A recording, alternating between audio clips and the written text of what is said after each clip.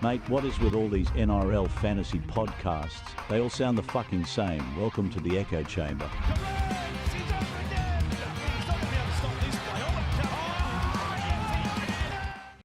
Good evening and welcome to the Wednesday night podcast. I'll be your host this evening, Bryce. I'm backing up from last night.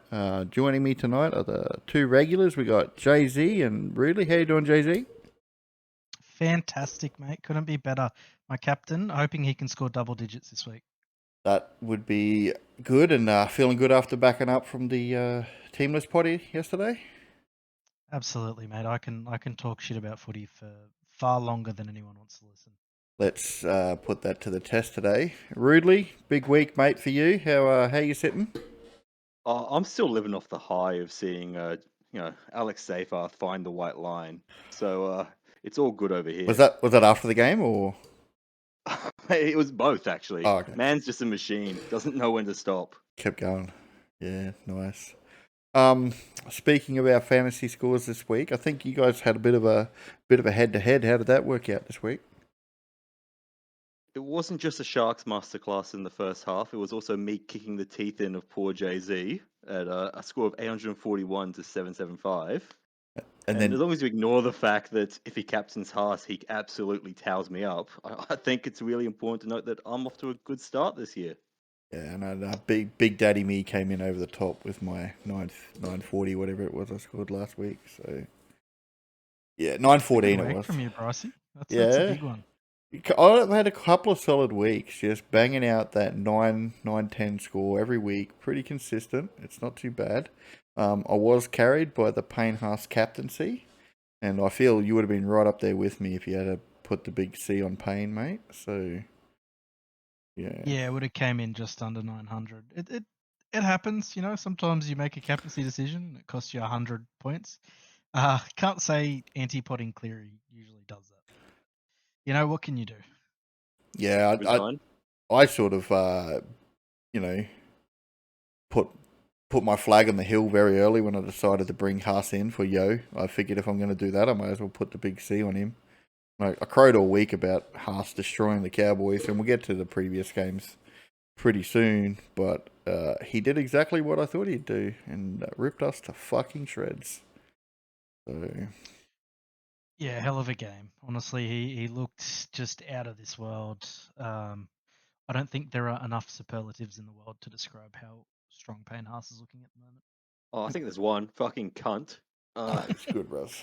Saw him come off with like 60 minutes and went, fuck, he's put out a normal score of 65.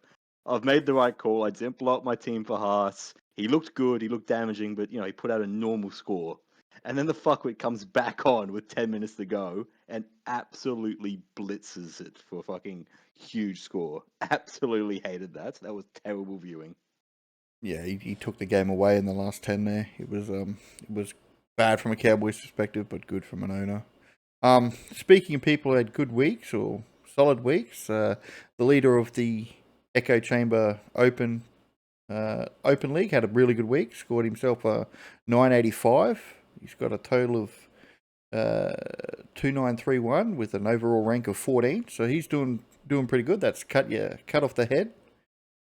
Notable players he's got in his team is he's running Corey Pakes, who's been a pretty good pickup, good gamble. Nice there. He got the Garrick 97. Got the carry from Garrick there. Owen Paddy, Homicida. He's got a bit of work to do in his team in the coming weeks. So some of these players, like sort of peak, he's got to do something with Pateo. He's down there with the red dot. But yeah, he's not doing too bad. On the other end of the scale, our shit cunt of the week, Big Troy, put the C on Cleary, and then had every single shit cunt for the whole week. Literally did not have one player that scored well for him. Ended up with like a 743. Absolute terrible week. So hopefully he bounces back. And we'll move into our games for the week, fellas.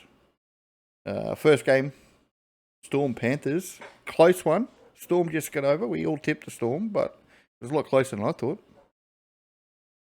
Yeah, was it 14-0? I think it was. Cleary's off the field, and they're just running over him. I think a lot of people would have expected them to really go on and score 40 plus. They still did put a few more tries on, but Penrith did really, really well. I think one of their biggest strengths as a team is that they stick to their systems even when someone as important as Nathan Cleary's off the field. And they came up with a few tries as a result. And man, how good does Paul Alamotti look? Yeah, Alamotti killed it. I tipped the wrong center to go big in this game. I went with Tago, and it was Motti who got the job done. You went with Yo. He almost got there rudely for the big score. He got himself a 60 and did exactly what I thought he'd do. So anyone that didn't rage trade like me was pretty happy with that. Yeah. Can't complain too much. This was a cracking game. It really worked for Yo. You'd hope for a bit more than a 60, to be honest. I know it sounds greedy, but we paid for a 65 average, and given this game kind of suited going through the middle, given that it was wet and Cleary was out, I'm still a little disappointed we didn't get that higher score, but again, I'm not going to complain too much. I think that's just the Payne Haas FOMO, mate. Yeah. He's pumping out 80s every week, and a pretty solid 60 from Yo looks pretty average in comparison. The thing is, Yo's is not really going to get that 100 score. He's going to give you well, the hope is he gives you a consistent 60 to 70, and then the cunt comes down and drops a 30 in the second week. But Yeah. I don't know what to do, man. It's a bit rough. Storm players, all their scores were really below average, like the whole way across the park. Munster with negatives out the wazoo. Just really weird game from the Storm. So as far as fantasy scoring went, anyway.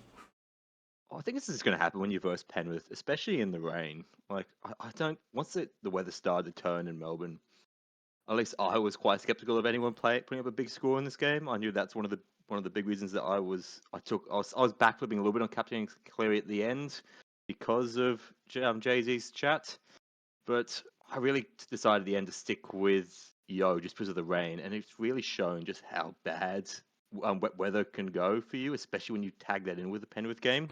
Just like some of these scores for these Storm players are pretty abysmal, like Munster. And just a quick shout out to any idiot who brought in Howarth when you have a season full of centers. That was a pretty rough score to get with only 26. Shots fired.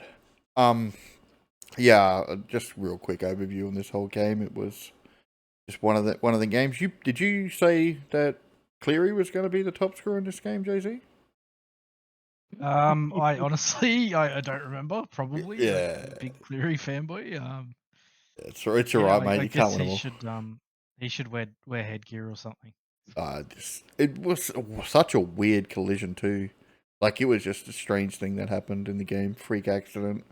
Don't trade Cleary if you've got him. We'll sorry, and stuttering up a storm. We will run through these games pretty quick. So move on to the next game. The Warriors and the Roosters. Warriors getting the job done. Oh, wait, is that this round? That was last round. Yeah, Warriors getting the job done. Like we thought they probably would over there in New Zealand. Really good game. Fisher Harris with the high PPM.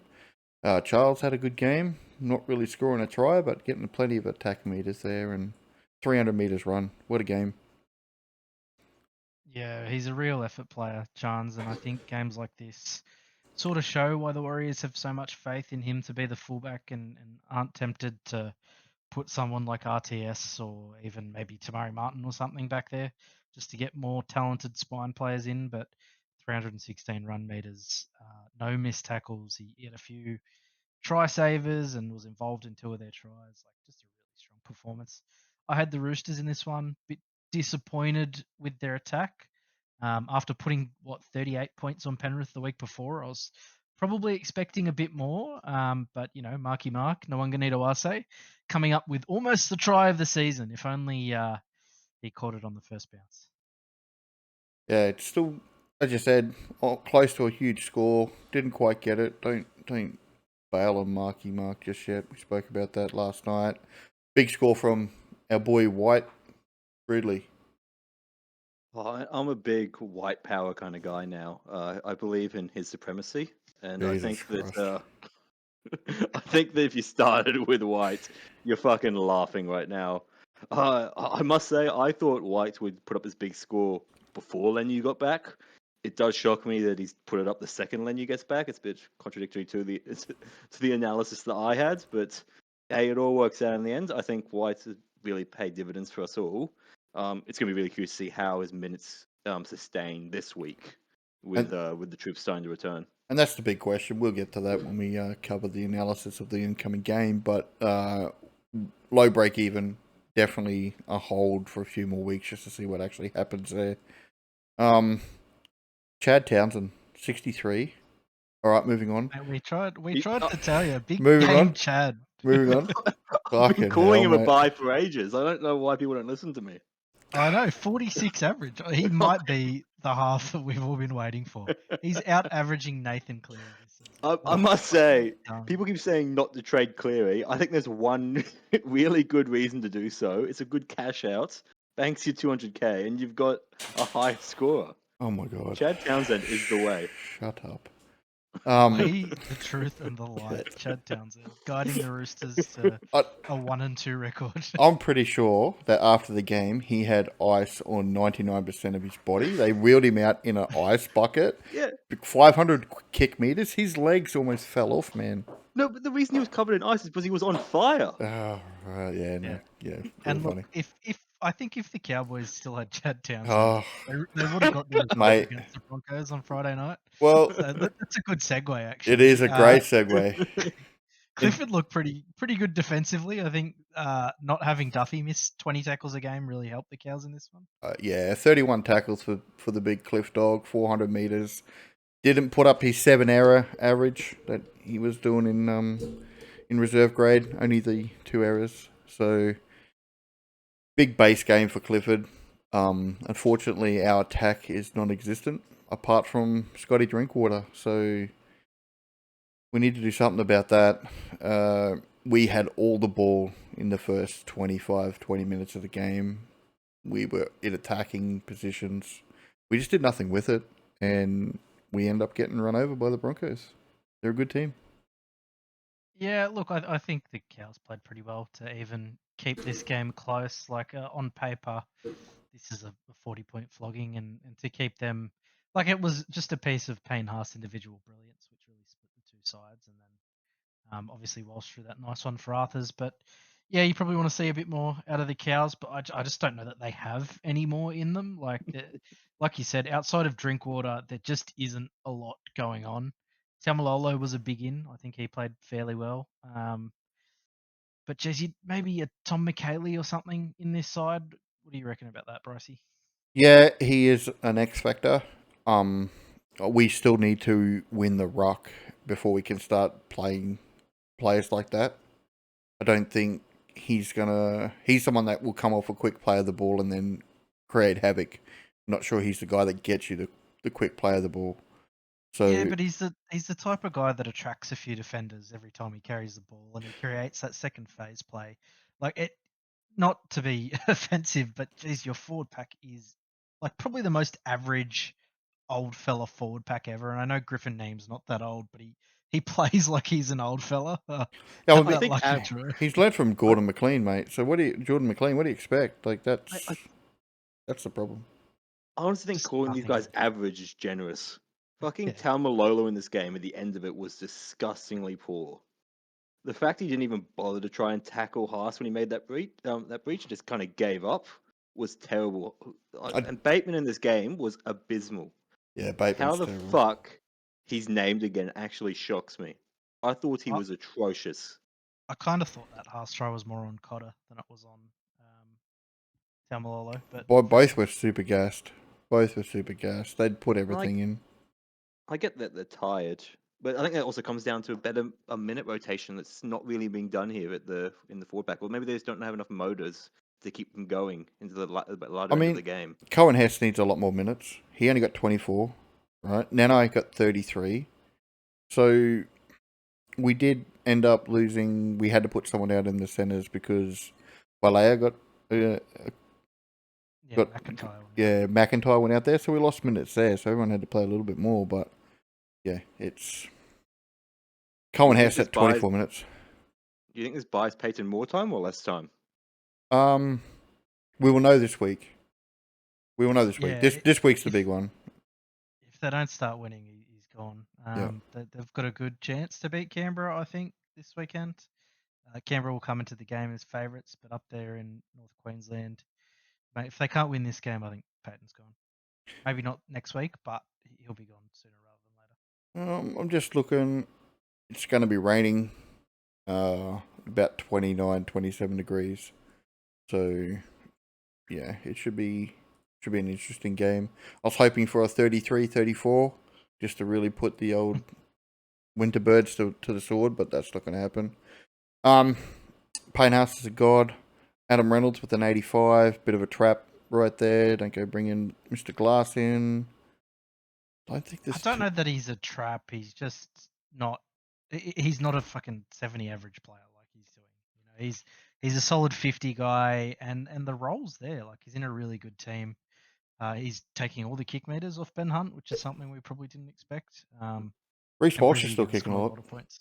So just on that real quick, because we all know Adam Reynolds is going to get injured at some point.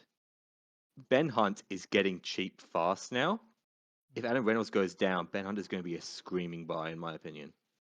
Depends on Yeah. when it happens, right? If it happens close to Origin, it's a risk, right? Like it's a huge risk. But then again, both buys are on Origin. Like two of his buys are on Origin weeks, so he's going to be gone anyway.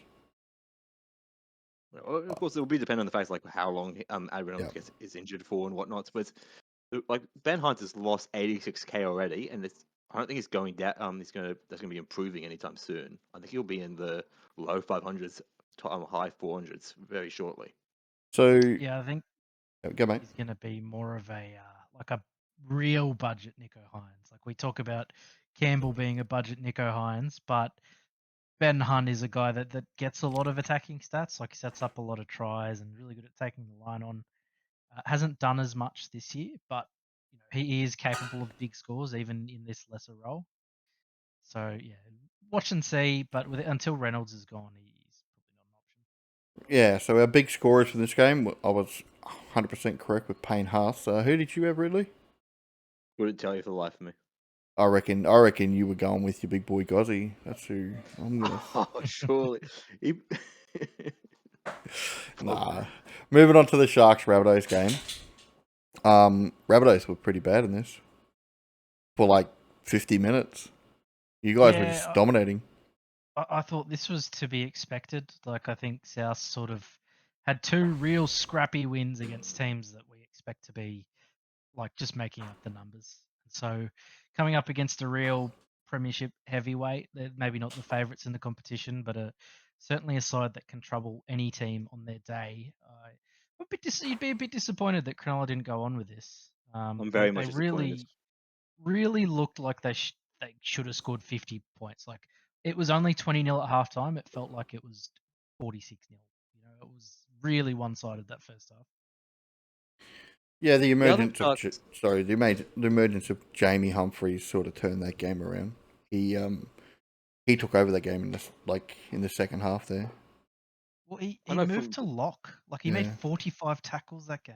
That was crazy. Like the guy is like an incredible footballer. I don't know what that means for his future in the team. Like, is he going to play half every week, or is he going to play half and then when Sullivan comes on, move to lock? If so, like you've got a 7 with attacking potential with like 40 tackles in base every week. So and 300 kick meters. Like he does all the kicking. Yeah. Even when he was playing lock, he still kept kicking. Yeah, it's crazy. The guy is like he's averaging 73 points. Like that's ridiculous. Yeah, I mean, Nico had a good game as well. Got himself a try. Interesting, Trindle was kicking the ball again, but I think that was more to do with Nico had a tight groin. Most people get a tight groin around Nico. And then that's about pretty much it for this game. Anything you want to say, Ridley? Nikora is really disappointing. He's averaging a try a game at the moment, and he's only averaging 48.3 points.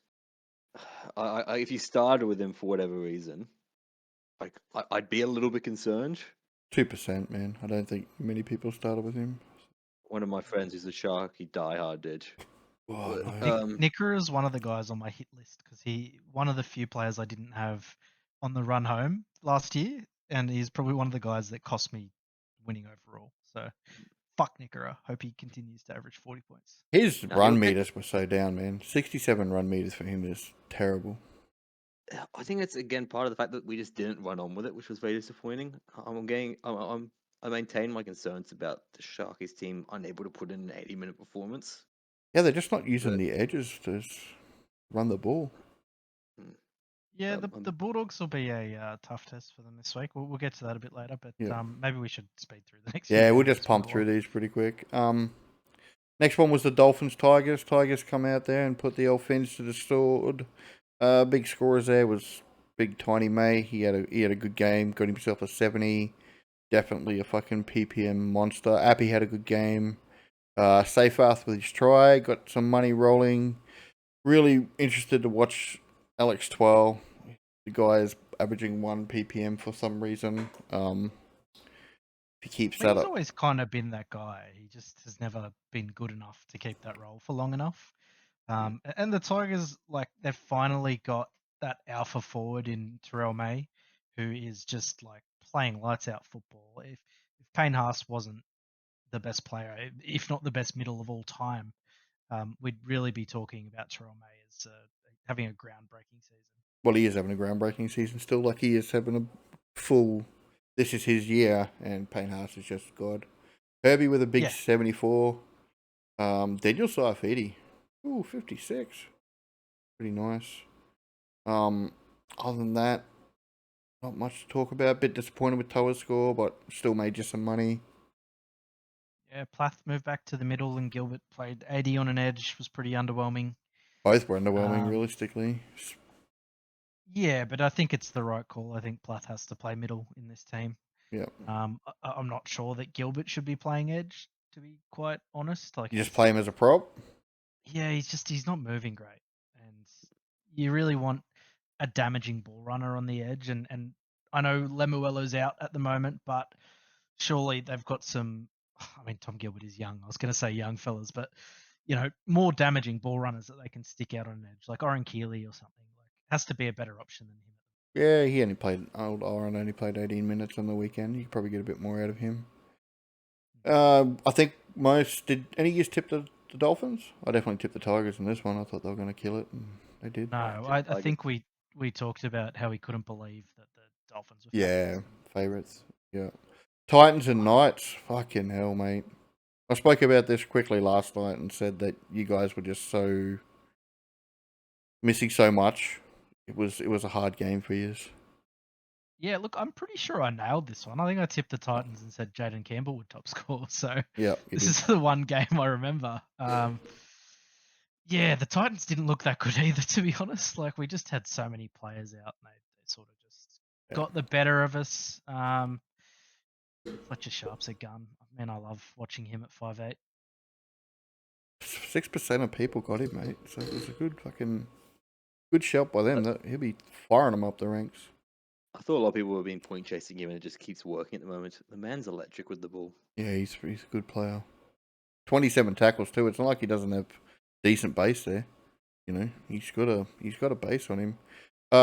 Thomas Kent. We'll just have a real quick chat because he's on a bye, and we're not going to talk about him and wait for team list next week. But who's interested in a bit of Kent next week? I think he only has a spot for 1 week. Oh, you think that? No, he's out for 6 weeks, Lucas. Yeah, but he's not there because of Lucas. He's there because KPP's out. Oh, I don't know. After that game on the weekend, after that, He he did played play well. on the left. I'll say that. So yeah, but I don't know. Like, he did play well. I didn't watch this game or too much of it, so I can't really speak too much of how he looked on the field. Obviously, his fantasy numbers are fantastic, but It's all pretty yeah, much base. We I'm just kind of work. with Ridley here. I think that once Pierce pulls back from suspension, we'll probably see Frizzy Frizz and him on the edges, and maybe Can't on the bench. But one to watch, I guess. See what Adam O'Brien says about it. Yeah, if he's named there, I'll probably be looking for that news. JC, really good score for him. It's what you need. You need them big scores because he will give you a lower one when the Titans don't do so well. Because he's so reliant on 500 kick meters, mate. Whoa. Nice bit of work there. It's huge. That's great. Great Um, stuff. He can Glad I learn- brought him in. Yeah, He it was a can good learn call, to mate. wrap on attack. He'll be so good. That's all he needs to do. They look terrible, the Titans, in structured play. Well, we're going to talk about Yeah, them real quick when we get to the Roosters. We'll just finish the last two games real quick. Eels, Bulldogs, bit of a bludger of a game. Jermaine Hopgood bounced back, good score. Presto, 80 minutes, 60. Everyone's been talking about him. If he gets 80, probably going to be a good player to bring in. Definitely an option for someone looking for a keeper edge while he gets that 80. He's only going to have the 80 while Kicks is out, so then he'll go back to having 80 every now and then. Yeah, but he's out for a little bit, right? He's only out for 3 more Round weeks, from my memory. 7. Round I 7 expect back. to be back, and I Okay. think they have a bye. I still like the idea of Preston, but I just think it's too early in the season to be looking at guys that don't really have a lot of upside. Like he's priced at about a 50. I think he's averaging just above that. If he keeps playing games like this one, where he's getting 59 in mostly base, then I mean that's a good sign. But you'd probably want to see a few more run meters from him. But we know what Preston can do. He's a dangerous ball runner, really good at fantasy, generally speaking. So Yeah. keeps playing 80. I'm not convinced that Kickow will come back and take 80 minutes off him. I think he might actually just be playing 80 every week. I don't think Kikau has played 80 very often in his career, has he? Like Kikau's Played not a lot of 80 last year. Yeah, A lot okay. of 80 last year. He's always more of a 60 guy at the Panthers. I made the call that Critter was going to have a big game, and he just did Critter things. So I was pretty wrong there. He's just not a fantasy guy, is he? He's a really good player, but you know he just sort of drifts in and out of games at times, except for defensively. Defensively, he's fantastic. Yeah, Yongi made his break even. Didn't lose us any money. Let's watch him this week. Final game of the round was big upset for me. I thought the Raiders were going to go ahead and win this easily, and it turned out the Manly just run over the top of them. So they're a hard team to stop once they get going, Manly. Yep. If they have any sort of roll on, it's very hard to contain them. And even with Tom Trbojevic out, they showed just how good they can be in this one. Maybe some dodgy refereeing if you're a Raiders fan, or you probably wouldn't be stoked with it. But Dumb's probably an understatement. but you know, Manly at 4 points always a tough proposition. But I don't think any of us pick this. I just noticed that there's a note been added to this game for Ruben Garrick. Daddy Garrick. Daddy Garrick. It's what I like to see. Big 97, carried a lot of us. 20% owned, so it wasn't like a super low ownership play, but yeah, it was a good one. As you said, Matty got 80 minutes for the Raiders. Big horse doing horse things. 1 ppm, doing well. Can we say how good Horse went, getting 53 and 55 minutes With a whilst sin bin. having a sin bin? 2 penalties, 2 six agains, and 5 missed tackles. So his negatives were huge. He has 23 in negatives. Yeah, So if he has no negatives, Yep. he actually scores 76. Yeah, That's huge wild. Game. Huge game for him. I mean, this is pretty much why I was so high on him in preseason. Is that he doesn't really need 60 plus minutes to be a pretty healthy producer. Like he's averaging 56 and he hasn't had a 60 plus minute game yet, which is unreal for Big Red. And he's playing good footy, so hopefully he keeps that spot and maybe even gets more minutes down the track. Did I say that Ruben Garrick was going to get a hat trick in this game last week? You might have. I'm pretty sure I did. Honestly, after the pod, I just sort of tune out and forget what I said. Yeah, I generally try and block out anything you say. Yeah, I mean, I've made some pretty fucking wicked calls last week, mate. You should probably listen to me. Right, moving on to this week so we can make a fool of ourselves. Yeah, if you can do it 2 weeks in a row. Yeah, we'll talk about it.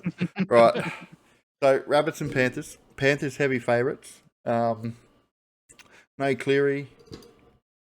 It's going to be interesting. No Edwards still. Rabbits have a chance in this. What do you reckon? Nah. No. To be completely honest, I don't know if they'll get belted. I think it'll be like a 32-10 type game where South stay with them for a bit and then Penrith just show their class and Get run over. hopefully Dane Laurie plays. But like, man, I was actually really impressed with Penrith's bench against Melbourne. I think when Liam Henry and Papali'i came on, they really turned the tide of the game. So yeah, watch out for those guys, and if they play a bigger role at some point, they'll both become fantasy options as well. So late Melgers then. Brad Schneider's made his way onto the bench. Yeah, I called this yesterday. Who was there before? Was Talangi. Talangi. Blaze is gone. Yeah, that's interesting. That. I wonder what the plan is there. I wonder if he's just because he must be coming back from injury. Like I can't see any other reason for him to be like not named or something. So maybe he just comes on for 15 minutes through the middle. He's bigger body. It's not like he can't play there. Yeah, I think maybe Tolau goes to the middle or something, or he could just Maybe. be pure insurance cover. Who really knows? But Casey Penrith are a McLean's good still there, side. 18th. Matty Hall, yeah, right. Fucking McCalley survived the cut. Don't know how. Yeah, okay. Biggest score? Who are you going with, Ridley? I'm backing Hump to go for another 70. Yeah. I have faith in him. I reckon he'll score a hat trick and just laugh at everyone else on the patch. I think Panthers still win this. I'm just looking through this team. Is there any buys? No. Not What is yet. there? No buys yet. Ravaloa had a horrendous debut for South last week. Did you guys see the Trindle try? He basically just let him score. It was bad. That's what I said yesterday. Like, One of the most bizarre things I've ever seen. When he was backing into his own goal line. Yeah. It's like, literally I remember that a couple of years ago someone did that too. They like ran towards Lockie Miller. Yeah. He did it. He's a Newcastle Knight. I remember Ola Kawatu ran at him. Yeah, he just ran backing into his own in goal, and the guy just put the ball down. Yeah, In all fairness, that's Olako as well. I'd do that. Yeah. But like, if Tricky Trindu and his poor hairline comes at me, shouldn't be as scared, especially for a big body like Ravalawa. Yeah, absolutely. Jay-Z, who you on for a big one, mate? I'm gonna go Trent Tolau. He has a bit about him, I reckon. I think they'll run the attack through him, and he's a pretty crafty ball runner. So yeah, I'll give it to the young seven. Yeah, right. So we're all on Panthers, and you've gone with who'd you go with, mate? You went with Humphreys. You went with Trent. Okay, I'm gonna say, look, I jinxed poor CG last week. I said he was gonna have a huge game, and he ended up with a broken fucking leg or something. So calf strain, but yeah, close enough. I reckon Yo's going to be the biggest scorer in this game, just to come back and punish me for not having it. This is completely anecdotal, but I think he does love a try against South Sydney. Yeah, I think he's got a few. Yo for a hat trick confirmed? No, not a hat trick, mate. Maybe one. Fucking hell. Get on that for a multi, fellas. A hat trick for Yo. Be paying about $3,000. Next game. That's our Thursday night game at a core in Sydney. Next game, Friday, 4:30 for me in the Old Territory. Roosters and Titans, Allianz Stadium. Roosters, red hot favourites, paying $1.40. Do the Titans cause an upset here? Possible. I think Keeney is way too big of an out. I think he was their best player against us, and I think he's their best attacking player, generally speaking, especially if Jaden Campbell's going to sit back and play the sort of genuine 7 playmaker role. They lose a lot having Keeney out. The guy is just such a weapon. And while I don't think the Roosters look fantastic by any means, there's too much talent in this side, and having Butcher and Collins back on deck is probably going to be too much for the Titans to handle. Yeah, right. On the Titans. You going with the tits, bros? Should we just touch on it real quick? The Keeney news that he is out for the year now. I thought he was. I read today that it wasn't as serious. So where are you hearing this? The last bit of news I read is that he's getting surgery and he's out for 5 months. Yeah, I think the news is 3 to 4 months is Yeah, the okay. expected best case news for him at the moment. Saw a specialist who needs surgery, which is just it's so massive, and I think it's probably worth mentioning that maybe not in the short term, but at some point, I think you can expect AJ Brimson to go back to fullback. I don't think Jalen de Groot is a strong enough player to hold that role when you have someone who's literally played Origin at fullback in AJ Brimson there. Oh, And yeah, my call is Tom Weaver comes on into this team. De Groot gets dropped. That's my call right Uh, now. You'll see it this week. I know you were hesitant when I raised Weaver Jay-Z because you think he's a all and out 7. I do think he'll come on at 6. Maybe not this week, but I think No, there will be a point I think he where comes in Weaver a comes. 7. I think he comes in a 7. I AJ, don't think so. I I think don't they'll think he'll do back. it this week. Yeah. I think they'll oh, back JC to stay 7. I actually do think that they're probably planning to do a similar halves pairing with the Titans in the future as the Sharks have, is having that fullback in 7 that's become a half, like Campbell is compared to Hines, and having another 7 come through, akin to how Tricky's come in as 6. I I, do have a feeling that's going to be their plan going forward at some yeah. point. I don't hate that. I'll say to that, they've realised that Hines isn't a 7. yeah, Mm. It took him a year or two, and now Trindle is the out and out 7 in that side, even though they he's don't wear got the the 6 on numbers. his back. Um, and I think it's going to be the same with Campbell. Campbell's an amazing ball runner. He's pretty good. He's got a pretty good pass on him. He can kick, so there's no reason why he can't play 6. I just don't think he's the type of player that's a controlling 7. So I'm setting an alarm right now for 3:30, which is now before the game, just to see what the fuck is going on with these team lists, because I don't think either side is going to run out like this. Yeah, it's going to be interesting to see what they do. What Uh, do you think What changes would for the Roosters? oh, I don't think Radley's going to play lock. He'll either come back to the bench, and Butcher will come in, or Wong will go to the bench and Radley will go to the edge. Even though I said yesterday I don't think Radley should be playing in the edge because of his head injuries, I don't think he comes in at that 13. Interesting. I'm not sure that I agree there. I think for the time being, the Roosters are going to keep the same edge combinations they've had because it's pretty clear that they need some time together. Like they're obviously not the best defensive side in the comp, but they've shown plenty with the ball in hand out wide, especially. So maybe keeping Siwa Wong and Toya next to each other for another few weeks and seeing how that goes is the way they go. I think the other big change is that maybe Chad Townsend becomes a captain. James Tedesco just doesn't have it in him to lead the team like the GOAT Chad Townsend Yeah, couldn't agree more. I'm pretty I just sure want you're to quick, trolling. just want to quickly raise. I think it was after round 1. I tried to raise how Wong was a great option before I had Eddie tell me to shut the fuck up. Wong's not an option, and the man's now made 100K in those 2 weeks. Yeah, So, in short, I'm a genius, and Eddie, go fuck yourself. yeah, good one. Nice, really. Look, I don't think Wong's a buy this week. I'm gonna say that No, you've now. missed the boat. Yeah, Well and truly missed the boat. It's only a matter of time till he gets dropped back to the bench, in my opinion, with troops coming back. One of the butchers for sure has to have one of these edge spots. If not Radley. yeah, but Egan's nowhere close to the team, right? He's still well and truly injured. So, um, I just want White to keep that spot a few more weeks. Keep Lindsay on the bench. His injury concerns, his head knocks.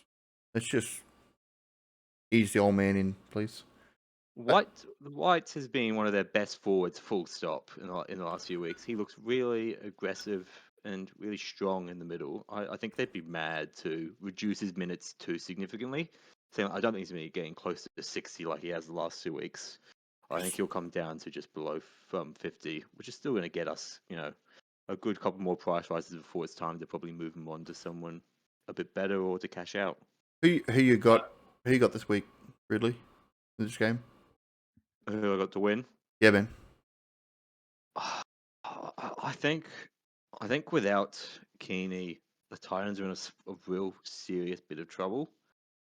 Saying that, I'm gonna go with my heart here and back Titans to get this done no matter what. Well, there's an easy win for us, mate.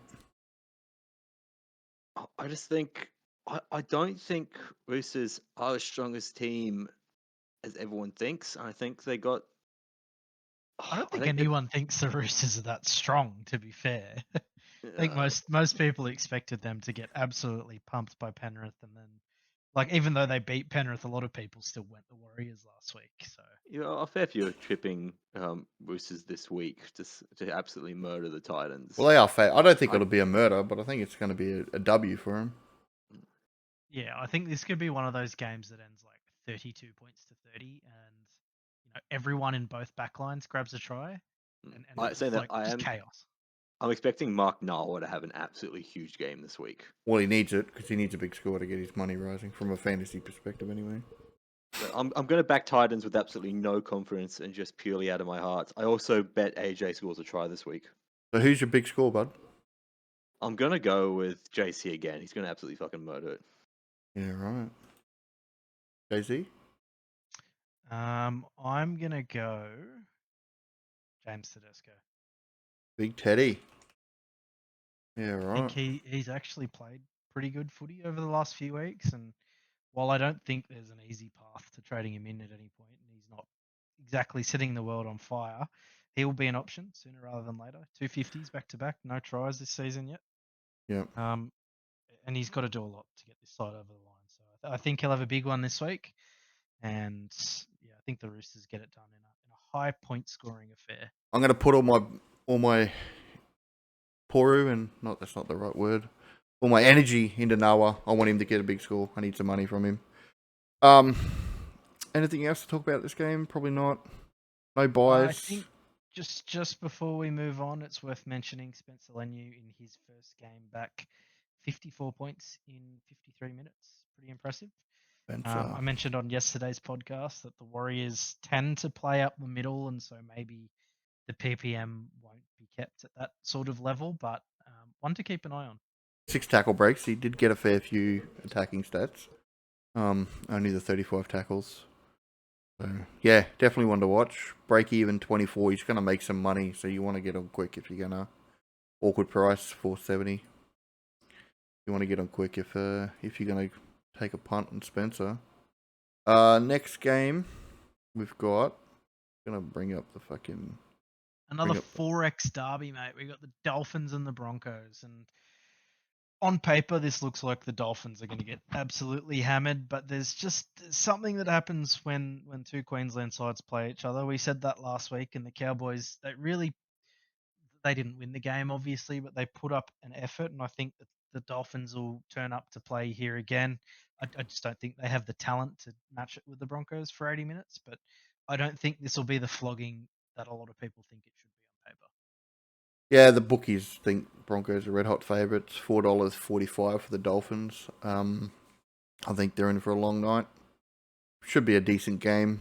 Herbie, fair few, old Broncos players in this team. So it'll be a good game. I almost think he should be playing fullback for them.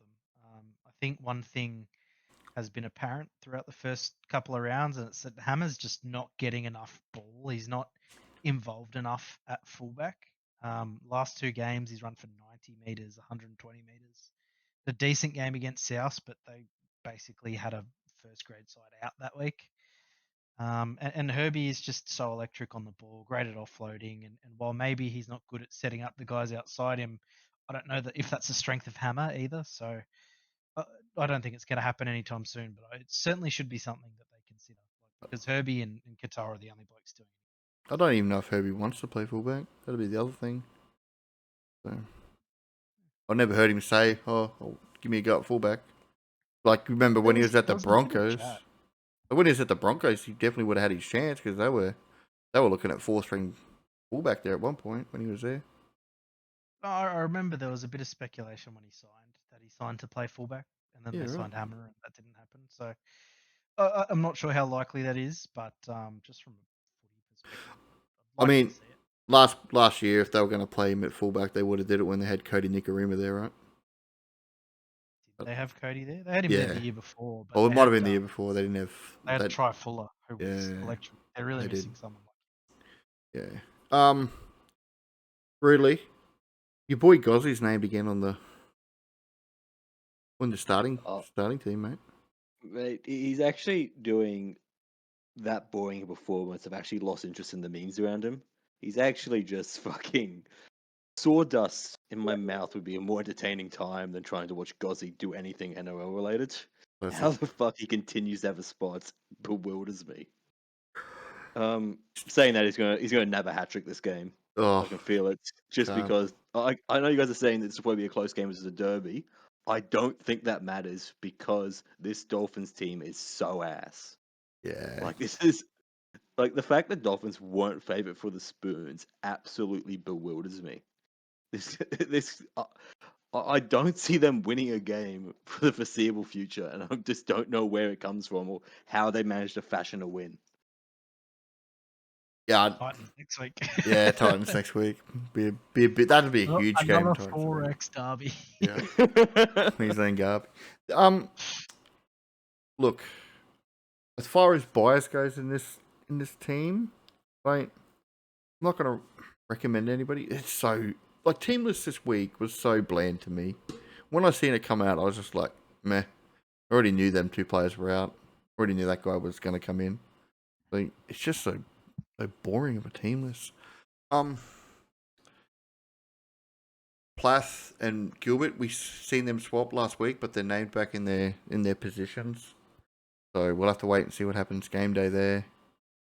I'm very keen for all people that rushed in and bought Gilbert after his career best game for most tackles he's ever made, and thought, oh yeah, he'll average 60, and are now getting stuck with a 40 score for the I mean, if you future. thought he was averaging 60, then you were just wrong. He was never going to do that. But if you signed up for a mid 40s, then you're getting that, right?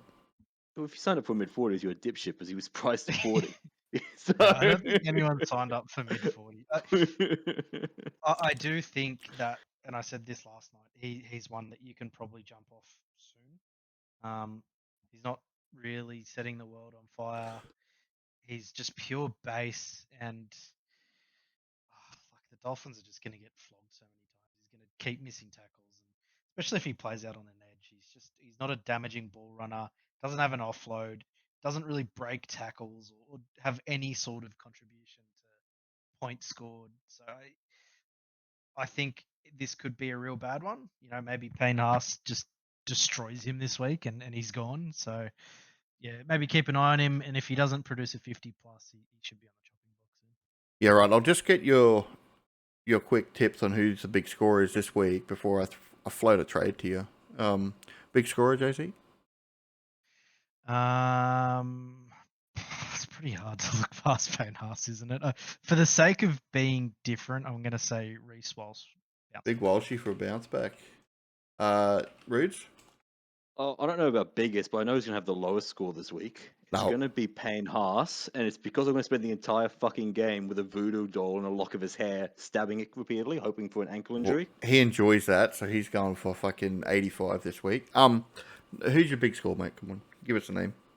I'm actually gonna go for Tony Staggs on his first game back. I think he's actually gonna tear up and get another try. And you're going to back the Dolphins in on this game, yeah? Of course, mate. $4 odds. I think Yeah, that's a steal. All right, nice. Now the trade I was bouncing around in my head there, Rude. Sorry, Jay Z, is if you were a Gilbert enjoyer and you've seen a tasty Kobe Couchman, would you be jumping ship? It's a tough one. I think it's probably he's not the guy you should be trading this week. I think Couchman's more of a cash down target for guys like Watson, or I don't even know who else you could. He's at a real awkward price. Couchman does have that sort of upside, 55 points plus, but is it enough to warrant trading out a guy like Gilbert just yet? Like you'll feel pretty stupid if Clemmer takes minutes off him and Gilbert goes back and hits out a 55 this week. So I would hold off on that trade. Like obviously Couchman's a buy, but probably not through Gilbert.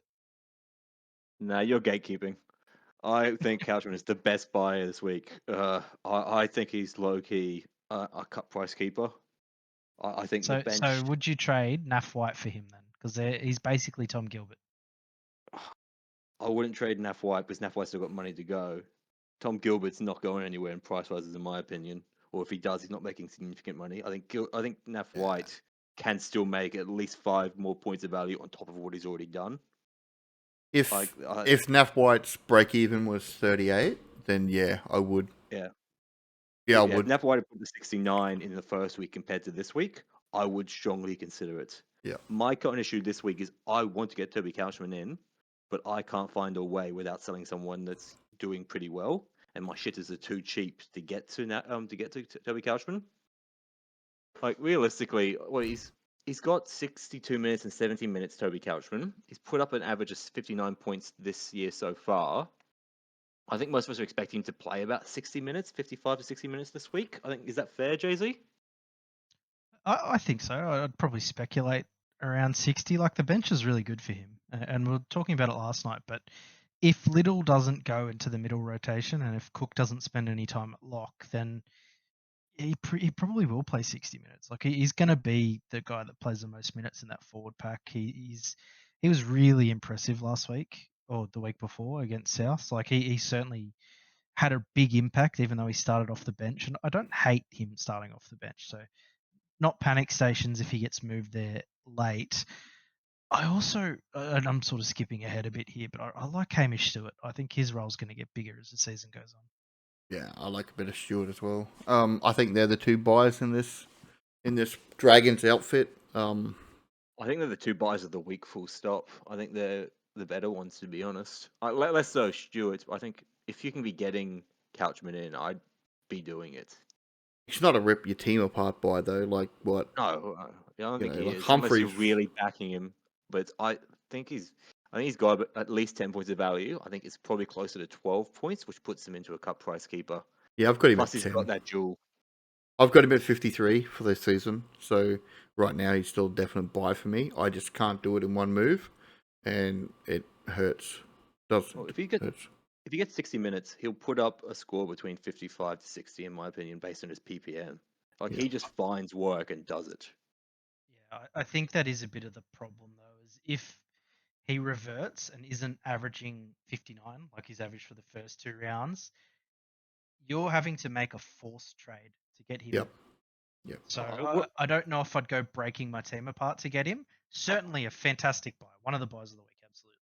But it's really difficult, and I would not be breaking my team apart. If you started with a pod that didn't work out for you, right, and fucking Nikora or something like that, you get a player that didn't work out for you. You took a punt. It's not working. Toby Couchman's your cash down. He's your get out of jail free card, right there. Yep, I'd consider someone like Angus Crichton, Yep. Ikora, those kind of guys that they're pretty decent cash down options. Which is what I'm saying, right? I think if you can find an easy way to get to him, absolutely he's a buy. But I wouldn't be making 2 trades to bring in Toby Couchman, right? Definitely, He's not going to score not. 100. Yeah, I would. I disagree. I would. If you have any Yongi and someone who has like about 400 to 500k, cash down to a Hamish Stewart or a Katoga, and then chuck in Toby Couchman. I would, honestly, if you have 2 people that are worth trading, I would be use as a justification to get Couchman in. I just don't. Okay, let's test out your loyalties here then. Big question for you, considering how much you love the bloke. Yeah. Yongi down, Seyfarth up. Yes, no? The thing is, the difference there is Seyfarth is making money. Like Oh. if Seyfarth had put up another like mid-30s or like maybe a 41 or something, I would probably at that point do Seyfarth to Couchman. So because at that point, Seyfarth wouldn't be making the 10 points of value, or he'd making just under, and Couchman I consider to be a cut price creeper. That's a good trade in my mind, but because Seyfarth just put up a score of 21 points above what he's priced at, his B's now down. He's now going to start making money, and he's going to make that 10 points of value, I reckon, pretty comfortably. I mean, you got to have to rely on him getting 80 minutes. He needs another big score. Yeah. Seyfarth needs another big score to make any real money. His break even, while it is like it's not that low. It's 22. And if he comes out and scores 41, he makes like what, 15k? But he's versing the Warriors this week, and he's going to just get he's just going to roam into the middle and tackle all game. I think he's in. I don't think he's going to put up like another fucking 55, but I reckon he'll get 45 to 50 this week. Yeah, I don't disagree with that necessarily. And I think that's once you got 2 back-to-back 50s, when he's priced at 35 or 30, 36 now. I think that's definitely going to get the money moving in the right direction by a good amount. I don't think Seyfarth would be a justifiable sell in this instance. He'd be one of the most likely options you'd trade to get. Yeah, in my team, It's more what I'm that's getting what. at. Yeah. So I think- traded Seyfarth after round one to get Humphries in, right? And I think Couchman is just as much a buy as what Humphries was after round one, right? Now Humphries is huge, right? He's averaging 73, but we didn't expect Humphries to average 73. We only expected, high 50s sort of, mid 50s sort of thing. So I think Couchman's just as much a buy as what Humphries was. I don't think that's fair. Humphries is a must-have. Couchman is definitely not that. Yeah, but he wasn't a must-have after round one. He was just a good He buy. was. He was. He was Yeah. 400k. He was going to Humphries make is probably 200 to 300. the best example of a must-have, maybe ever. Like, he's Oh, a no. cut price 70. We every still didn't time. know whether Dodd was going to come back. There was risks there after round one. Like, Couchman is like if Horsburgh at round 1 was a buy. Imagine his price at round 1 was now available. That's what I think Couchman's like. Yeah, that's fair. yeah. And I'd be using Seyfarth to get him. I'm just saying that right now, mate. No, I think I'd be. No, I'm now talking about my team because that's what I want to do. Is I want to do Couchman in, but I don't have a sell. My biggest sell at my moment is Iongi, and fun fact, Iongi can't equal Couchman by basic math. Yeah. Maybe you didn't try hard enough. Maybe if you had that 500k that they gave us and then they took away. Let's go back to the game. Yeah. So Yeah. the Storm, doubts on Pappenhausen. He announced he's not goal kicking. He Yeah. told NRL physio that Wishart's goal kicking this game. So definitely not goal kicking. Definitely not a buy now. So if you didn't have him, don't get him this week. And make sure you got some cover on the bench, eh? I don't know if he's definitely not a buy. I think he's a much more risky buy now. Because you'd imagine that he probably gets goal kicking back next week if his foot comes back. And it's not like he's got a massively high BE, and he's against the Dragons. I think we're all expecting a bit of a towel up here from a Melbourne Storm team. And Ryan Pappenhausen is going to be one of the beneficiaries of that because he runs so many support lines. I do think Pappenhausen is a buy if you want to play a little bit more chancy in your wing fullbacks and you can't get to a JC, for example. Given that I know wing fullback's pretty fucked this week with Marzu, Ponga out. I don't hate it. I just think there's a lot more concern and a lot more gambling involved in buying Pappenhausen this week without goal kicking. And that's what I was saying. Like yesterday, he was a red hot buy. If you need a wing fullback, he was the guy to go to. He's going to have goal kicking for 6 weeks. While Meany's out, he's going to have all its upside. And now he's lost the goal kicking. He's got an ankle injury. Is he going to be 100%? In my head, it's a wait a week. His break even's only 37. He's not going to run away from you, even if he gets a 50. I think you can definitely watch. Unless you need somebody. I Do you agree. want to be buying him the week that they verse Manly and Brookvale? I wouldn't. It wouldn't bother I me. I think you just let him go. I don't think you wait a week and buy Walsh. Yeah, that's true. Better option. And we'll talk. Yeah, we didn't actually talk about Walsh when his game was up, but he's a buy in a couple of weeks. So there is that. Yeah. We all going Storm? Yeah. No, Yeah. Yeah. No one They, thinks they I would couldn't, love they Vegas couldn't to win put this. South Sydney away. Like, I don't give them much hope against the Storm. They did upset them last year, to be fair, In Melbourne. in Melbourne. I just hope Harry Grant can score more than fucking 40 points this week. Who is your big scorer, mate? Harry Grant, he's scoring 80. Yeah, big call. I hate to admit it, it'll be Jack Howarth for me. Oh He's my God. going to absolutely murder it. He looks so good at the moment, man. So good. Fuck. I reckon Katoa gets over. He's gonna get a couple of tries. So I'm gonna go Katoa. That shirt. Yeah, I'm gonna put a sneaky multi on Katoa to get 2 or more. Next game, Is there anything else to talk about in this? I don't think so. Wishart's not a buy because it's only a week. Pappenhausen's cold now. Don't sell Munster. Hold Munster, please. God, hold Munster. Would you consider trading in Jack Howarth now? I was just looking at Grant Anderson as well. Like the thing is, because he might have some value here, just because he's got the spot for a little while in a team that's going to absolutely murder a lot of what they've got coming up next. And I think the same applies to Howarth as would apply to Anderson. Is why the fuck do you need more centers? Yeah, I'm running out of centers, to be honest. Like, what have you done? I mean, my starting wing fullback is Nwanga and Tamale. So, I mean, that's this week. Like, surely next week you're going to have a couple nights back, and you're going to have a couple more just Greg.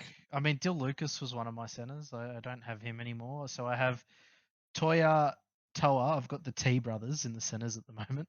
Yeah. And then Nwanga Tamale, and that's it. So I have 4 centers, but 2 of them are playing in my wing fullback. Yeah, my general rule has always been to run as few centers as possible. I think 4 is already pushing it. I sure as fuck don't want 5. I think Howarth is a good buy if you need a center for whatever reason. I just don't know why you would. And I almost think there's a better center to buy this week. Go on, Jack Howarth. Who is it? Well, he's we're not going to talk about him for a little bit, right? He's playing the second last game of the round. But so we'll get to him down there. I did call him an idiot once in a podcast too. Yeah, the first week without knowing anything about him. So we'll get to him in a minute. I owe him a bit of an apology. If you say Garrick's a buy, I'm gonna fucking resign. I swear to God. We'll get there, mate. Talking about Katonga. I am. Oh, Katonga. Yeah, that's fair. I am. Yeah, I do think if you need a center this week, that's who you target. Play on the edge. If he gets 80 minutes, he's making you huge money, and if he doesn't, it's low risk. That's the thing. Right now, at this point in the game, I think we'll get onto it a bit further, but right at this point in the game, we don't want to be buying keeper centers. I think we all just got fucked by the fact we tried to buy a keeper center in round 1 and Dylan Lucas, and that cunt's now gone for 6 weeks. That was unlucky, man. I know, but it happens. Buying someone at the beginning of the year who's not a renowned Iron Man like Yo or Blake Brayley is going to end in tears. Like, there's no point spending a bunch of money in a center position, and you're sure as fuck not playing Howard at edge. Yeah. Unless you really goddamn have to. Oh, sorry, you probably don't want to be playing Howarth at edge. Yeah. I think that's my thought anyway. I think cheap centers is the way to go to start it up. I don't think we want to be buying more centers unless, there's no real other options for cashies. So, and kind of fucking digressed away from Jack Howarth there a little bit, but yeah, I mean, I think he's a hold. Break even's 35. He's not running away from you in price. Yeah, you're not selling Howarth. You're not selling him. You're not buying him. No. He's a hold if you have him. That's where we end with that. Moving on to our second Saturday game up in North Queensland. I consider this Payton's final hoorah if he loses. He must win this game in my opinion. Otherwise, we need to change. We spoke a little bit about this earlier. Any love for the Cowboys? Unfortunately, no. I can't believe they've basically trotted out the same 17 as last week. Yeah, they're going to need some help, and I don't think anyone in this. I just don't see them getting better. Like, what's the answer? It's not within the squad. So it's Jesus. I can tell you right now, it's Jesus. No, so they've got an answer, and it's in the reserve in number 19 and number 22. Yeah, it's Zach Labert and Thomas McKaylee. How you get them into the team is obviously Purdue gets sent away, or maybe Valea is actually a late out, and then Labert will come in. McKaylee, on the other hand, it's a bit rough to get him into the team. He loves Sam McIntyre, that workhorse that's got a little bit of flexibility with where he can play. Nanai is such an attacking threat that we don't use. Griffin Neem's a great mid, and so is Hess. So it is hard. if I was to do something with this team, it'd be Jordan McLean out, Hess starting, McCulley onto the bench. Yeah, I think Jordan McLean is one of the most mediocre players to have been around for as long as he's been around. Like, he's never really been that good. He sort of was a benefactor of the Melbourne Storm system, and I think he won a premiership over there. But he just doesn't offer a lot. Like, I don't know. He's like the definition of mediocre. He does things, but they're not impressive, and there's no real impact on the game. Like, he's definitely a rugby league player. That's about as much as I can say about Jordan. Well, are they the oldest two starting props in the game right now? Like, for a team? They'd have to be, right? McLean and Lalo? Like, Papali'i and Tapine actually might be older. oh, I don't think Tapani's older than either, so probably not. Taps He's is 30. 30 or Yeah. 31. Yeah, he's Yeah, turning well- 31. Well, Lalo's like 50 and McLean's 63, so It's pretty comparable though. Like Papali'i's old. He's only 32. I thought he was older. Lolo tackles like he's 50. That's for sure. yeah. I was worried about the next back, but definitely need to worry about Tomalolo's. Lolo's Guest- younger than guest McLean. instrumental. Yeah. I did not have that pegged. Yeah, no, I think this is going to be an absolute motor, especially with Taps back. I think Raiders have a lot to prove after what was a pretty fucking shit game for them last week. I think this will be pretty brutal. I think the only thing that might favour them is just the weather in Townsville might assist the Cowboys. Even though Yeah, it's a different climate for the Raiders, but I the don't think bookies they're agree gonna- with you, mate, because the Cowboys are fucking favourites in this game. Are you for real? It's Yeah, mate. crazy how slept on Canberra. That doesn't make any sense to me. Yeah, so I actually it's close. It's not a runaway. $1.90 for the Cowboys, $1.94 for the Raiders. It's pretty even Stevens. But the way the teams have played, you'd think fucking Raiders were playing $1.01. Can I give a hot take here that I think everyone will call me mad for? I actually will not be surprised if come season's end, Raiders are somehow in the top 4. They have the easiest draw in this game, and they're a pretty decent team. The only reason they got fucked last week is because literally nothing went their way at all. And also Hawes did something stupid, which is renowned to happen. But the Raiders have a good draw, and they're a good team. As long as Fogarty stays healthy, I actually wouldn't be surprised if they somehow snake a position in. And they got some players to come back into this good team as well. So, yeah. Am I mad? No, You're not mad, but if they make the top 4, it's gonna be because of the draw and not because Yeah. they're a No, genuine. they're top going four. out the first. I'm with you. They'll do a Sharks and go out of the finals in straight sets. No, I'm with you. I'm not saying it's because they're a team that is a top 4 quality. I think they're a top 8 team quality, but I think their draw is just that easy. Yeah. I wouldn't be surprised. Because It's- I think they it's will hard- upset a good team at some point as well. Like, they'll upset the Sharks at some point this year because Raiders are the Sharks bogey team. It's hard to read into it too much though. Like their 2 wins have been at home, and they got absolutely trounced away from home. We spoke about the reffing might have impacted that, but they've Might certainly have. got a good enough team that they should be winning against basically all of the bottom 8 sides Yeah. on a consistent basis. Oh, Which is you the know, vast majority of their draw. Ridley had Manly in the top 4 or 5th, right? So, yeah, checks out. Anyone in this team you are remotely looking at as far as watching for fantasy? Nah, maybe Rob Darby, but he's going to need a big score to really become an option. He is a reserve grade beast, like huge run meters in reserve grade. Not too much else, but he's got a big motor on him. He's a big boy. I'm not going to recommend him to anybody. The only person that I would say is watch Owen Paddy's minutes and where they progress over the next couple of weeks. Tom Starling lost 10 last week. Bit warmer. Trey Mooney's kind of interesting. Like he's Yeah, probably Trey short-lived, but I think he scored 60 in 40 minutes last week. So Yeah, he had a big game. His break even's fucking real low. if he ever gets a role, he'll be real dangerous. But I don't He's a think good he player will. too. He's a good player. It's a real head scratcher that he's not in the side more often. Yeah, but where does he come in? Let's get rid of Sasangi, I'd say. Yeah. I mean, then he's still just a bench player.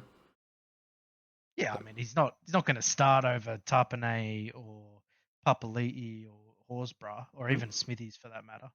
Yeah, so it's rough for him. He's just got to bide his time till Big Pups, passes away. Jesus, yeah. What the fuck? Fair enough, Bryce. Oh, when he hangs up his boots, mate. That's what I meant. When his time's up. I swear to God, if he fucking something happens to him this week, I'm gonna feel so fucking bad. I love you, big puppy. Full on the second Papali'i gets hit by a car. First, Yeah, bro. first suspect is Bryce. Yeah. Fucking hell. Came out a bit wrong. Big scorers this week. Horse. Ridge on the horse. Yeah, took the words out of my mouth. I guess I can't. Just say the join- You same. can go, bro. No, you can join in. I don't like that. I'm gonna go Matt Tomoko. Timmy, how good is he scoring, mate? Like I looked before, he's got a mean average right now.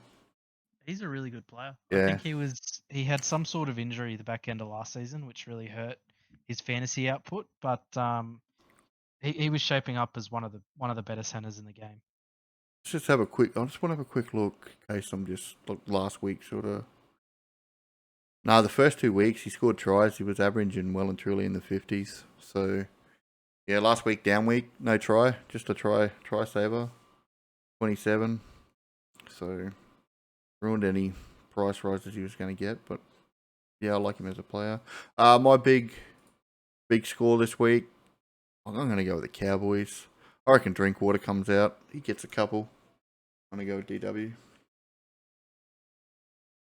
Hopefully he can do something for us because he's the only cunt that does anything. I really think Jay-Z, you should have taken Fogarty just from goal kicking alone. Shut up. 20 goals, you reckon? Well, I don't make it 30. I think because of it's 4 p.m. right on a Saturday afternoon. It is going to be 27 degrees. I don't think it's going to be a huge blowout just on the fact that the Raiders are going to be gassed. Well, everyone's going to be gassed. So it's going to be cramps in everywhere. a fucking oven and at fucking full temperature, and the Cowboys still wouldn't be able to defend. Right. Just watch. I'm tipping the cows. Just watch, mate. Yeah, but you support them. Nothing to do with it whatsoever. Yeah. Sharks, Bulldogs. We'll get this game out of the way. Saturday night. This will be a cracker. Yeah. I don't know if it will be. I think Cronulla will be way too good. Guess who the favourites are in this? Don't tell me the Bulldogs are favourites. Nah, it's Cronulla, mate. I was just fucking. There's no way with Burton and Kiko out that the Bulldogs have any chance of winning this game, to be quite frank. I don't know what this Bulldogs team actually is when I look at it. Like,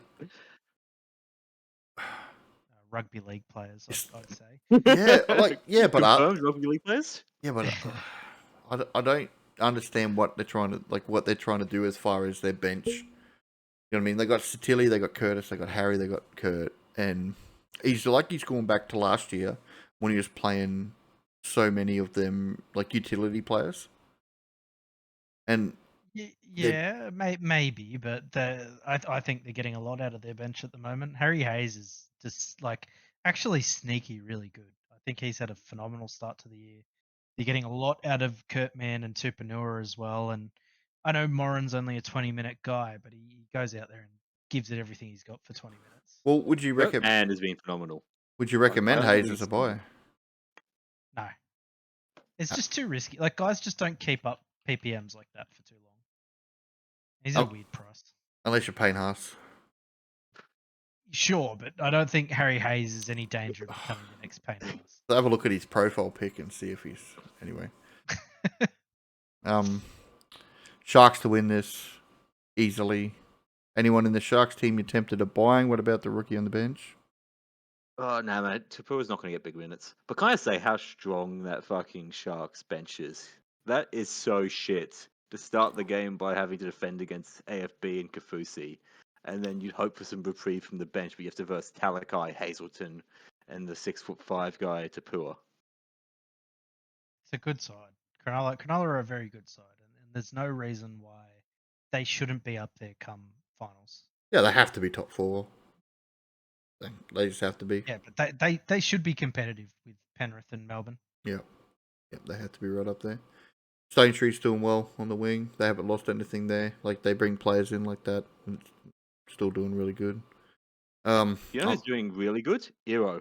Iro's Yeah. had a cracking start to this year. What a gun player, mate.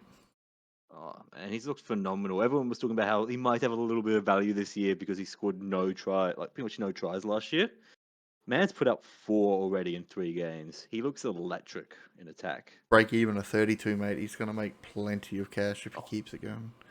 Again, no buying centres, as we discussed with Yeah. Howarth, but I just want to really shout out how good he's been playing. And you almost lost him to the Roosters, mate. You almost lost him to the Roosters because you didn't go for him a deal. Fucking crazy. Well, he's 25. Like, Yeah. I don't know why it's taken him so long to get a starting spot. Because they thought Talakai was a centre, mate. I mean, Talakai was okay, but man, Iro's so good. Yeah. Talakai was really good. Like, I know he was pretty crap in defence, but my god, the passes he used to get off to Mulatalo were silky smooth. Like, I don't reckon Talakai will be at the Sharks once his contract expires, because I reckon a club will offer him money to play starting centre again. I think he's a bit old. He's not a kid. 29, I think. Yeah. Maybe in Super the League. Tigers would love him then, because the Tigers love paying people, Yeah. find people when I reckon- at the end of their careers. I reckon he goes to Retirement Village, Bryce. He goes to Super League. Who is going to be your big scorer in this one? Let's go with. I think I've said him every time the Bulldogs have played, but Jacob Preston. Big Presto. And Rudes, you going to go with your boy? I'm actually going to back AFB for a try this game and to put up a 70 score. AFB. I reckon. Just talked about him. Big Iro. Keep his try streak going. Let's get it. Oh, the other reason I want to say AFB will get a big score here is because he's just going to run at Reed Marnie all week and accumulate tackle busts for the entire game. Talking about this earlier in the week, Reed's missed tackles to start the year is insane. Mate, I'm 90% sure, I'm certain he's a fucking training cone with a fucking Bulldogs jersey on. It's hectic. What's he averaging? 7 missed tackles a game. Like, wow. For a hooker. I think their forward pack's going to put up some big scores almost solely due to tackle busts against Reed Marnie. Classic. Anyone else we're looking at in this shit? No. Right, we'll move on to the big game, the Manly Eels game. Sunday afternoon, we'll all be nursing hangovers probably. I reckon this might be a game Iongi actually gets a decent score. Are you for real? Why? Yeah. No, hear me out. Manly played well round 1. Played shit round 2. Played well round 3. They're due for a shit game. Due for a shit game. I know I'm clutching at some straws. The only way Young is putting up a good score this game is if he comes out in a fucking Manly jersey. Nah, mate. Let's point out that the 2 games that Manly have played well were both at Brookvale, and they are playing at Brookvale. So yeah. Can you explain further, Jay-Z? You've lost me there. I look at this Parramatta 17 and I think, holy fuck, where is the salary cap? Like, it's just, man, that forward pack in is Josh so Gadokar, bad. It's in reserve grade is where it is. Nah, you know where their salary cap is? It's in the Super League, mate. Sorry, Jay-Z, you were saying? It's just, it's grim. Like, it's really bad. Like, I'm not sure if there's any other way to describe it other than bad, because like Junior Paulo's trimmed down, but I haven't noticed him in the first 3 weeks. Has he even been fucking playing? Like, Jack Williams has looked good for them. Hopgood's looked awful for them. It's just, where's the upside? Like, can I give a quick shout out to Dylan Brown here? He threw some $13 million passes to the touch judge against the Dogs last week. He has looked atrocious. He's just getting it in early, mate, because that's what he's going to be doing when he's at the Knights. I think you're Well, bang if on, Jay-Z. I look at this side, I don't see where points come from. I don't see where someone who comes in that manages to pull the team up by the scruff of their neck to actually pull out off a win against anyone. I thought the only way the Eels were going to get a win for this first early part of this, for the next couple of games was last week against the Dogs, because I thought the Dogs were vulnerable. But yeah, like that was a pathetic performance by the Eels. they had enough ball to win that game like 3 times over, but They they couldn't produce anything. they led the stats in possession. We call it missed tackles were led by the Dogs. Like they had a possession in the Yeah, attacking but position. that's because of Reid Marnie. The missed tackles Yeah. stat, I think he covered like 50% of them. Oh man, I don't. As an Eels fan, you got to be scared. I think you raised this before, Jay Z. Can you keep a coach that doesn't win a game? Oh yeah, that's. I mean, I think they've signed him to 5 years. Like, This is Riles' first win, right? So it's let's very Not first win. it's very clear that Riles has his guys. Like I think Jack Williams is one of his guys, Hopgood's one of his guys, Katonga's one of his guys, and the rest of the team are just people that happen to be at the club. Like Bryce Cartwright is in reserve grade. Madison's playing on the bench in reserve grade. Like what the fuck is going on there? Well, he got his brown paper bag from the Storm. He's just waiting for NRL to confirm the deal, mate. So This Dan Keir guy on their bench, never heard of him. He sounds like he fucking does the high jump at the Olympics. Like it's not a footballing last name. Who are these guys, man? Like their only hope is if Nathan Brown gets sent off, or I mean that's pretty much it, right? If Nathan Brown gets sent off, or Ola Kawatu gets sent off, or Tom Trebojevic does his hamstring like a minute into the game, and then Cherry Evans goes down with back spasms. odds are And good on that, mate. even then I'm not sure they'd win the game. Odds are good on them two things, mate.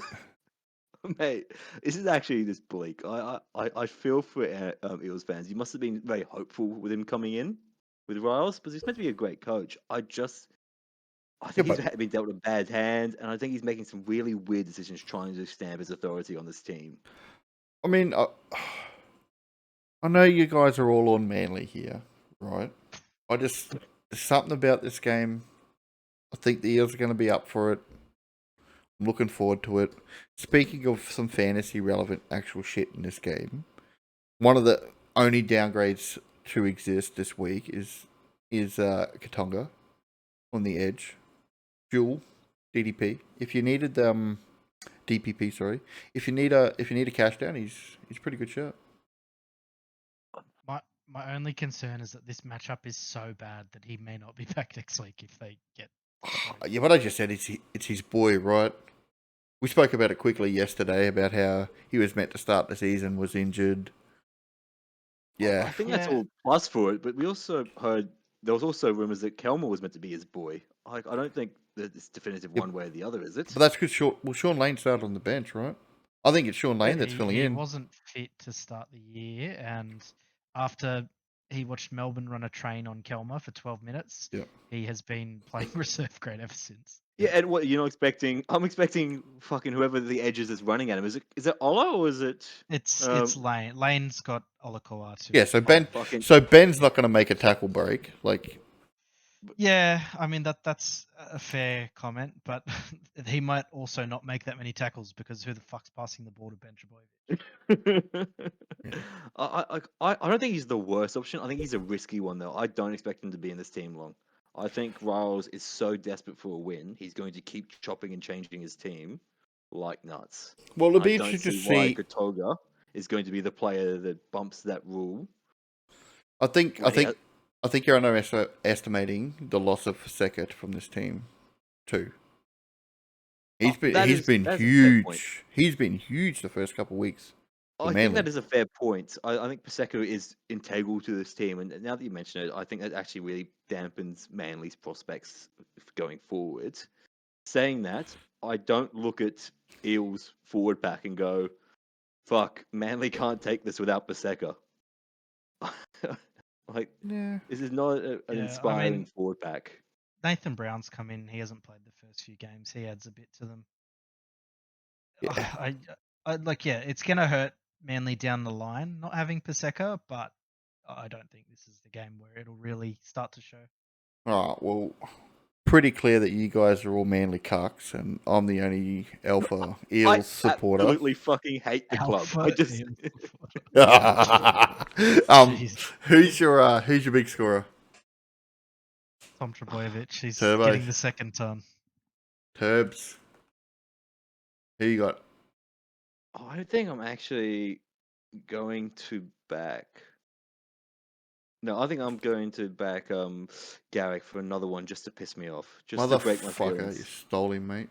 What do you mean, Bryce? Para gonna win. Just go with Yongi, mate. No, look, Put your money where your mouth is. I will, actually, and it's Lomax. I was gonna Oh. say he's the most involved player. He's probably the only guy on the team that looks like he could do anything. To be fair. How good was he last week? He Yeah, was Lomax literally was the killing. only shining light. He was playing in wing fullback and centre for a big punch of that game. He was just doing He everything. ran for 300 meters. But he also The did week pretty much half the before- fucking kick chases as well himself. Can you imagine how much running he actually did? So he has played wing the last 2 weeks. It's just straight up. He's played wing. He's made 5 tackles the last 2 games, 8 tackle busts against the Tigers, 9 tackle busts against the Bulldogs, 5 offloads against the Tigers the week before, 300 meters against the Bulldogs. Like, he's a sneaky option. I said this at the start of the year. I actually didn't think Lomax was a horrible option in fantasy. And with how bad they are, like he's almost doing the Herbie Farnworth at the Dolphins role where fuck no one else is doing anything. I may as well come in and throw an offload and try and get something happening. Yeah, he's not doing it like he's got these tackle breaks like 8 and 9 in the last 2 weeks, but don't try us. Yeah, like one line one break. goal. Yeah, like one goal. Yeah, he's no goals last week at all. Like, yeah, it's just going to be a thing to watch with Zach. I love him as a player. Lomax will be good when Moses is back. Yeah. The cutout balls Moses will give him will be, I think, a beauty. I'm really keen for that. Yeah. Until Moses is back, I'll be surprised if they win a fucking game. Anyway, Lomax hat trick. Eels win. Eels win. Last game. Let's get through it. Let's do do Tigers get the last game every week? Is that like just what they do? No. They didn't have the last game this week. Crazy. I think they played on Sunday. No, they didn't even play on Sunday. They played like Saturday, 5 o'clock. Just must be something in my head where I feel like the Tigers are always playing late on Sunday. Against the Wars, could be an interesting game. Tigers feel like they're gonna have to have a step up in this game from where they've played the last couple of weeks, though, to compete with the Warriors. I agree, but I think this has potential for game of the round. I think this will be a real close one. Eyes on the forward battle. I think Fisher Harris against Terrell May. This is May's first real test, right? Like he's come up against some not amazing forward packs so far. Who they play last week? Dolphins, like basically a non-contest. Parramatta, a non-contest, and Newcastle, who aren't exactly known for their middle forwards. He comes up against a real strong set of front rowers in Barnett and Fisher Harris. Do we think he keeps up his average? Nah, I think he has a down game. I reckon it'll be fine. But in saying that, a down game for May is probably going to be a 55. Like a 1 ppm. It's not like I don't think he's going to keep his 75 average against the Warriors. I actually think this has him all over it. I'm captaining him this week, so he'll be my highest point scorer for this game.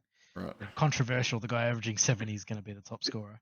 But the Tigers need him to lead, and he has been the leader in the pack.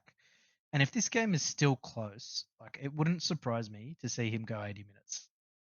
And he's been offloading a lot. He kind of put it away a bit.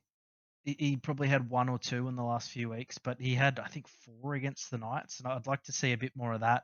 I think he'll just be motoring the whole game. I think it'll be non-stop through the middle.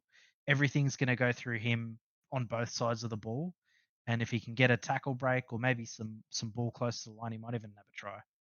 He's so consistent, man. 65 minutes. Gets his 180 meters. 40 odd tackles. Just such a pleasure to have in your fantasy team. Yeah, 5 offloads in round 1. Yeah, May's going to kill it this week. I think I think you touched on this yesterday, guys. That this is going to be very much a game that's fought entirely through the middle. I think if you have any middles playing this game, whether it be May or Fisher Harris, I think they're going to do quite well. Hoping Fisher Harris gets good minutes. Is Dylan Walker already gone, or is this his last game? I'm not sure. I did read immediately, so there's probably a good chance he's not playing for him this week. Does that mean better minutes for Fish and Barnett? I got no idea. Let's have a quick look at Walker's minutes for the season because I don't think they've been that high. The first game was an outlier because he started, didn't he? Or he came on really early in the I game. think No, Clark he came in started? early. He came in Barnett real early. Barnett started at 13 in round 1, which is why a lot of people end up buying Barnett. I mean, in round 2, when he only got 26 minutes, that's when Fish and Barnett played higher minutes. Yeah. So every chance that helps out with their minutes and hopefully Fisher Harris owners that he can get more consistently towards the 55-minute mark. So there's going to be a shake-up at the Warriors with Walker leaving. Who comes onto the bench here? Does TM come on after he's 120 in reserve grade? It'll have to be a utility, won't it? It'll be Bunty or maybe Jacob Laban, I think you'd say his name. They're the only recognisable forwards in that extended. Yeah. Will it not have to be a utility? Because that's what Dylan Walker essentially was running for them as that someone that could cover a few positions because Dylan Walker's quite versatile. They were just using him through the middle, but surely there'll be someone that has to have that kind of versatility. Well, that I they'd think have to bring in. that's what Aaron Clark is. Like I think Yeah. personally, I Well, think he's the insurance policy at 9, maybe not so much in the halves, but Yeah, but is your insurance policy generally starting at 13 or? well, I I mean, don't know. they've changed their bloody starting lineup basically every Every week, week, haven't yeah. they? Yeah. It's No. never run out like it is. Fair enough. I just query. Can someone explain to me what the fuck Dylan Walker's role is going to be at the Eels? Middle forward Playing? off the bench, like same as what he's doing now. It just doesn't. That's a signing. It makes no sense to me. Like you have Ryan Madison, who is better than Dylan Walker at basically everything, and instead you've signed a guy on the wrong side of 30, who's not exactly burning the bloody house down at the Warriors. Yeah, I don't get that one. Yeah, I don't understand it either. I said it to Discord earlier. It just doesn't make any sense to me whatsoever. Buys and sells in this team. Jack Bird's the only sell. Yeah, I think that's really unfortunate. Jack Bird's been getting the minutes that you want to see, and he's just not putting up a really an acceptable PPM at all. I think it's the point. I think it's time to now disembark. Yeah, I think he's been good in real life, but it's not translating to fantasy. So just jump off him. You know, weirdly enough, he only played 32 minutes against Parramatta. I think. Yes, he came off injured. But yeah, jump off him. I think all of the guys on the Tigers are people that you already have. Don't really recommend buying any of them at this point. I mean, if you need a middle, you're going to go get Toby Couchman for whatever reason. If you need an edge, you're going to go get Toby Couchman. So that's Twile, Safefuth. You should already have Tiny. You need a wing fullback. Figure it out. Kick Toby Couchman anyway. Yeah. Play Yongi, because he's going to get a hat trick. Who are you going to pick in this team for a win? In this game for a win? I think Tigers will win. I just don't think Waz have a good history of traveling well, and I think that's really going to be quite evident, especially for Metcalf. I think Tigers will get over this, but I don't think it's going to be a convincing win. I think it's going to be a very close, scrappy win where everyone's exhausted by the end. Yeah, I think it'll be similar to the Newcastle game in round 1 the Tigers played, where they're still figuring out how to attack as a team, but I think they might be just a little bit better than the Warriors. I think these two teams are going to be very even, and they're going to finish at a similar spot on the ladder. But Api Coruscant's the difference. He pretty much single-handedly won on the game against the Dolphins on the weekend. He made Alex Seyfarth look like a damaging ball runner to win the game, which is honestly give him the Dally M right now. Seyfarth, I couldn't agree more. Talon De Silva looks really good as well. Like this Tigers team has a lot of upside and a lot of potential to do some, ninth place, eighth place shenanigans. I don't think they're going to be competitive in any sense, but they look like they're capable, and as long as they keep that up, I think they'll beat sides like the Warriors. Yeah. I think Wade Egan gets his first head in and like HIA of the week too, of the year. Week. It'll come. I don't think there's any rush. Because they're big. Like Tigers have got some big boppers. Like he's gonna have to tackle. I think he's gonna get. I think it might even be Tiny May that does it to him. That fleet-footedness, he's a heavy boy. Yeah, bit worried about Egan. My big score this week. I'm gonna go with C&K to back it up. Brilliant game last week. He's gonna have another really big game this week. Just it's not gonna be enough to pull the boys over the line against the Tigers. I think I'm tempted by JFH because I think he's gonna have some good minutes this game with Dylan Walker out, and I think because it's gonna be such a close game, I'm hoping that Webster will decide that he actually needs to play some good minutes. But I just don't think I can go past my boy Alex Seyfarth. I think he's going to be in the middle doing a lot of tackling. I think he's going to score a couple of tries. I think he's going to be in fullback for a little bit, catching balls. Oh, shut up. Jesus. I think, him and Chad Townsend definitely locks for halfback of the year at this point. They're both leading the LEMs too. Can we talk about the fact that Kennedy is like third on the Dally M ladder? He's played pretty well. Like he's played exceptional for he's done some excellent try saves in those games. And I still think he should just be dropped and you should play Hines there. I agree. I don't care how good he's playing. Hines is a better fullback and he should be playing your best player there. Yeah, he's not. I don't think he's the type of guy that's going to lead you to winning a competition, but he's certainly been really good over the first few rounds. Even I can't deny that, and I think Will Kennedy sucks. So yeah. So we know there's going to be some changes to this Warriors side because we think Dylan Walker's already packed his bag and he's at the Eels. Any change to the Tigers, or you think they run out 1-17? Safe after 7. Yep. Yeah, can't disagree with that one. No, I think they've basically lined up the exact same way. Yeah, they're pretty solid there. They've had no injuries. They're doing. Well, Skelton might be out, isn't it? I thought the rumor was that he wasn't 100% for this game. I think there's a chance. Yeah. It's Laualii or Fatape to come in. Skelton is a big meter eater for them, but in the same sense, Roger Tuivasa-Sheck is a massive out for the Warriors. Yeah, he's big, isn't he? They're gonna miss him. And they've brought in like such a gun to replace him. Adam Pompey. Absolute legend. Yeah.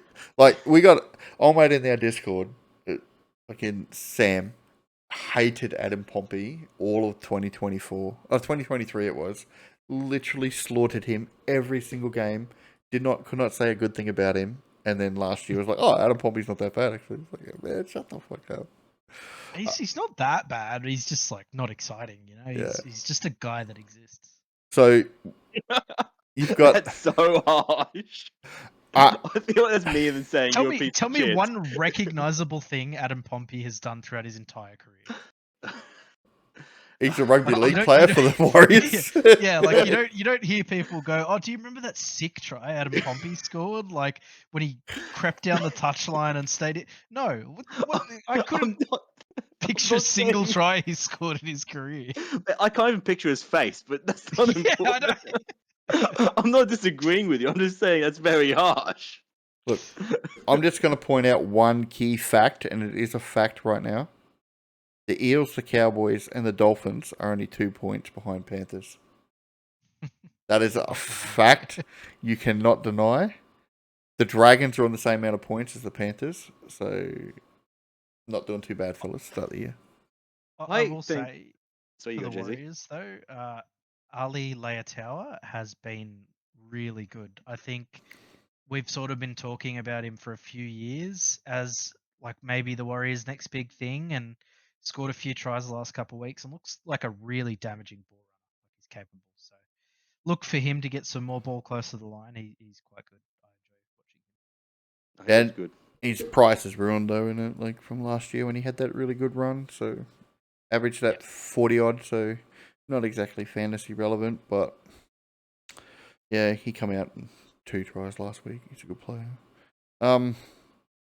Do any of the you've all tipped against them, but is there any chance Dragons, Dolphins, Cowboys, Eagles get a win this week?